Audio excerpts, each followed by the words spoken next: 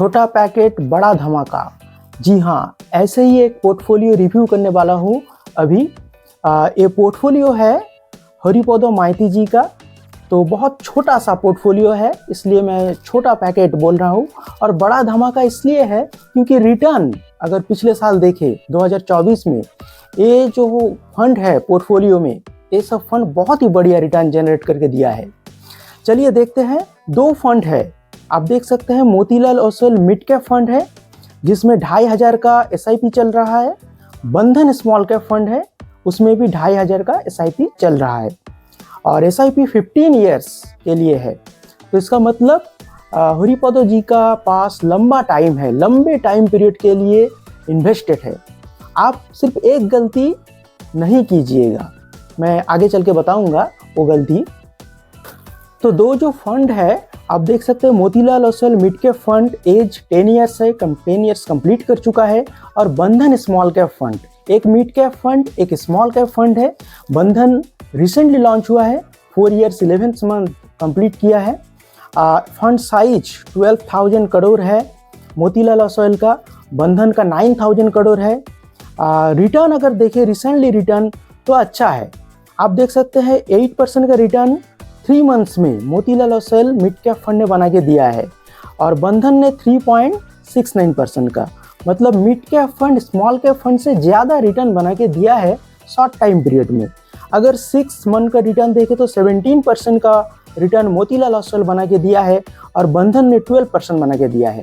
इसका मतलब पिछले साल 2024 में मिड कैप फंड बहुत ही बढ़िया परफॉर्म करके दिया है, इसलिए Motilal Oswal mid cap fund का भी रिटर्न बहुत अच्छा दिख रहा है। लेकिन स्मॉल कैप फंड थोड़ा पीछे रह गया है पिछले साल, इसलिए बंधन का जो रिटर्न है थोड़ा नंबर्स डाउन देखने को मिल रहा है।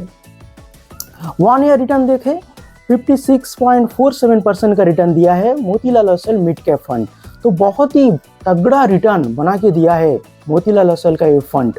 और बंधन का जो फंड है स्मॉल कैप फंड 43.96 मतलब 44% का रिटर्न बना के दिया है। तो ये भी पीछे नहीं है, अच्छा रिटर्न दिया है। और आपको बता दूं, बंधन का जो स्मॉल कैप फंड है पिछले साल नंबर 1 फंड निकल के आया है। तो नंबर 1 फंड है स्मॉल कैप कैटेगरी में बंधन स्मॉल कैप फंड इस वक्त। और नंबर 1 मिड कैप फंड है Motilal Oswal mid cap fund.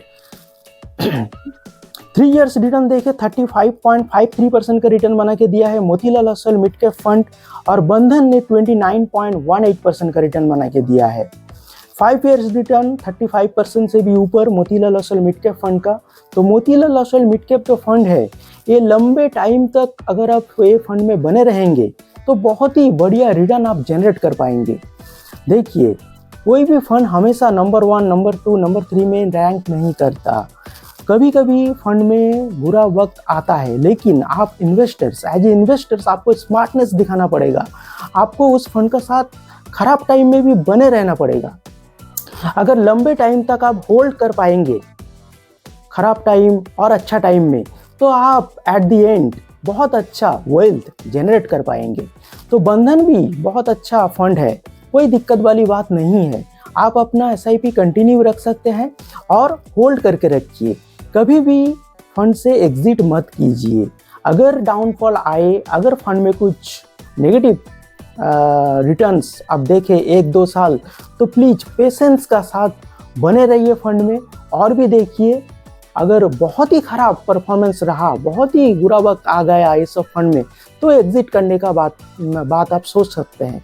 Otherwise आप बने रहिए और लंबे टाइम तक अगर बने रहेंगे तो अच्छा वेल्थ आप जनरेट कर पाएंगे। चलिए रिस्क रेशियो की तरफ बढ़ते हैं। अगर रिस्क रेशियो देखेंगे तो स्टैंडर्ड डिविएशन थोड़ा हाई है, दोनों फंड का स्टैंडर्ड डिविएशन थोड़ा हाई है। लेकिन बीटा अगर देखें, बीटा 1 से कम है। तो वॉलेटाइल तो है लेकिन उतना भी नहीं, 0.83 का बीटा है, तो थोड़ा वॉलेटाइल है, लेकिन रिटर्न भी बना के दिया है। तो ये भी आपको देखना पड़ेगा। अगर फंड वॉलेटाइल है और रिटर्न भी अच्छा बना के दे रहा है तो अच्छा बात है, लेकिन वॉलेटाइल है, रिटर्न कम दे रहा है, तो आप उस फंड से एग्जिट कर सकते हैं। तो ये फंड बिल्कुल भी सूटेबल फंड है आपके लिए। अल्फा देखिए कितना बढ़िया है, 13.18 का अल्फा है। तो अल्फा बहुत हाई है, मतलब बेंचमार्क से बहुत ही बढ़िया रिटर्न जनरेट करके दे पा रहा है Motilal Oswal mid cap fund. बंधन का अल्फा भी ठीक ठाक है, 7.17 का अल्फा है। तो दोनों फंड का अल्फा बहुत हाई है। इसका मतलब ये दो फंड बेंचमार्क से बहुत बढ़िया रिटर्न बना के दे रहा है और आगे भी 5 साल तक दे सकता है।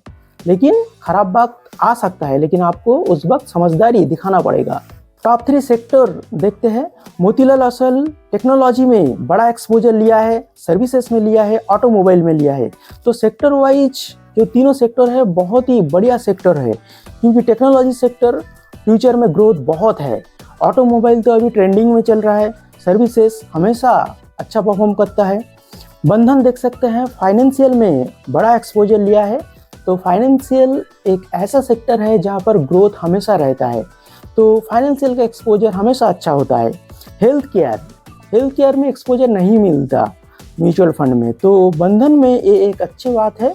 11.99% का एक्सपोजर बंधन ने हेल्थ केयर सेक्टर में लिया है और सर्विसेज में 10% का एक्सपोजर लिया है। तो सेक्टर वाइज दोनों फंड ही बहुत अच्छा फंड है, कोई दिक्कत वाली बात नहीं है। टॉप 5 होल्डिंग्स देख सकते हैं। Motilal Oswal mid cap fund में पॉलीकैब इंडिया, कोफोर्ज, कल्याण ज्वेलर्स, जोमेटो, परसिस्टेंट सिस्टम, तो सभी अच्छा स्टॉक्स ये फंड में है।